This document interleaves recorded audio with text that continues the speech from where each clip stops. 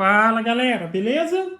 Então nesse vídeo eu vou mostrar essas duas caixas. Na verdade, uma eu vou mostrar, a outra não dá para mostrar mais. Mas resumindo, essa que está aqui era uma idêntica a essa, só que essa é uma 70 por 70 15. Essa daqui é uma 60 por 60 15, tá? Então eu acredito que provavelmente essa daqui, no caso aqui, seria a maior que eu já fiz até hoje, quando a gente fala de um MDF de 3 milímetros. Só que para fazer uma caixa desse tamanho e para que ela tenha resistência, não tem como fazer a caixa simplesmente por colagem.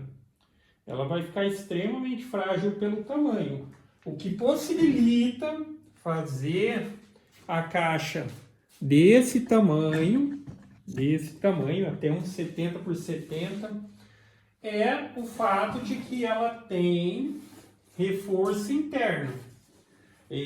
Tanto para o aspecto da caixa, apesar de fina ser uma caixa com uma resistência boa, e ainda assim continuando uma caixa leve, porque na medida que vai modificando o material, o peso vai acompanhando. Por exemplo, porque aqui é o MDF 3 milímetros, depois tem o de 6, já dobra o peso da caixa, depois o de 9, o de 12 e assim sucessivamente. Só que cada caso é um caso. Nessa situação, para que o que a pessoa vai colocar aqui dentro, não tem problema que seja uma caixa mais fina, não é nada pesado, é mais para aspecto de proteção e tudo mais. Só que tá aí. Aí outro aspecto também relacionado à questão do reforço interno, dá mais resistência para a caixa, só que ele possibilita que eu monte esse tipo de caixa de maneira que ela seja desmontável. Por quê? Porque eu preciso enviar desmontado. Não tem como garantir que você vai enviar uma caixa desse tamanho aqui, ó, e ela não vai se danificar durante o transporte, entendeu? Obviamente, com o devido cuidado, se eu tenho ciência do que e eu estou transportando, não seria um problema.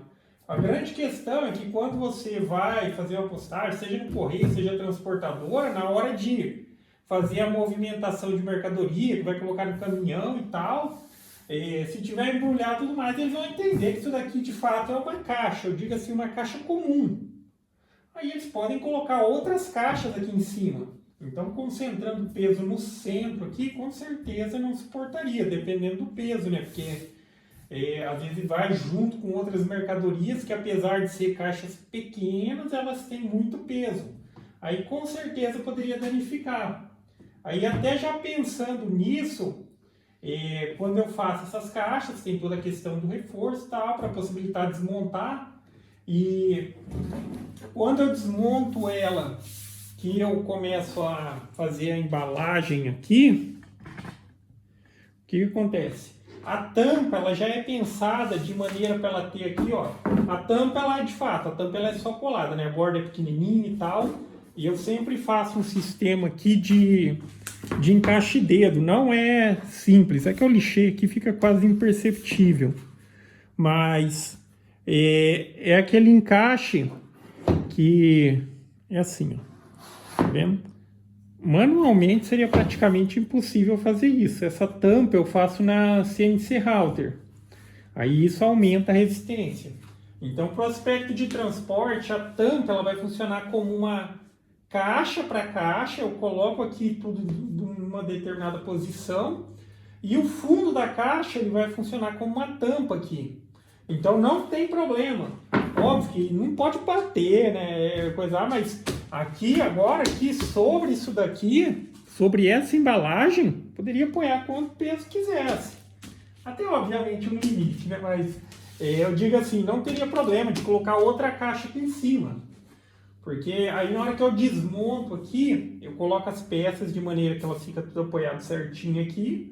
E o fundo ele funciona como uma tampa aqui para embalagem. Aí eu consigo bastante resistência. Porque assim, fora isso, não seria possível mesmo enviar a caixa se não fosse nessa circunstância, de modo que consiga garantir que ela vá chegar inteira. Aí esse sistema aqui, ele se aplica para a caixa de 3 e de 6 milímetros. A partir de 9 milímetros já é possível, obviamente, fazer a caixa e o próprio material permite colocar parafuso. Só que assim, não tem como você atravessar aqui um parafuso com um MDF de 3 milímetros. No de 6 também, eu não vou dizer que seria impossível, mas seria muito difícil também. Agora, enfim, a partir do 9 já seria fácil montar a caixa utilizando parafuso. Aí dispensa essa questão da necessidade do reforço interno. Mas é isso, tá? Aí, ó, uma caixa grande, uma caixa com uma resistência muito boa também, e uma caixa dessa maneira que pode ser enviada aí sem preocupação para não ter risco durante o transporte. Porque sim, já aconteceu de eu enviar caixas menores que essa aqui e danificar durante o transporte. Então aí a solução que eu acabei chegando foi essa, de mesmo quando a pessoa precisasse de uma caixa fina, a caixa ela pudesse ser montada com parafuso. Aí quem compra, quem adquire, quando recebe ela desmontada, aí vai receber aqui com as etiquetinhas, né? Eu coloco uma etiquetinha aqui assim no fundo e numero. Depois na hora lá a pessoa só junta as peças, deixando todos os números certinho e faz a montagem. Só que o que eu recomendo também? Na hora de fazer a montagem, aí aplica uma cola antes de começar a colocar os parafusos. Pode ser qualquer cola, óbvio, o ideal seria uma cola para madeira, mas eu digo assim, até mesmo uma cola branca, uma cola PVA, aí você aplica a cola na madeirinha e coloca o parafuso. Na hora que essa cola secar, aí a caixa vai ter uma resistência ainda maior. Mas é uma caixa que assim, só pelos parafusos, ó, ela já está perfeitamente utilizável aqui, mas aí cada caso é um caso, ok? Mas eu recomendo sim que passe uma colinha. Mas é isso, aí fica a ideia também, às vezes é a situação, às vezes você precisa fazer uma caixa grande, mas a caixa também não pode ser pesada e tudo mais. Fica essa ideia, faça a caixa com reforço interno. Aí na hora de fazer as furações e tudo mais, você faz a furação de modo que ele pegue nesse reforço para possibilitar a montagem. Beleza?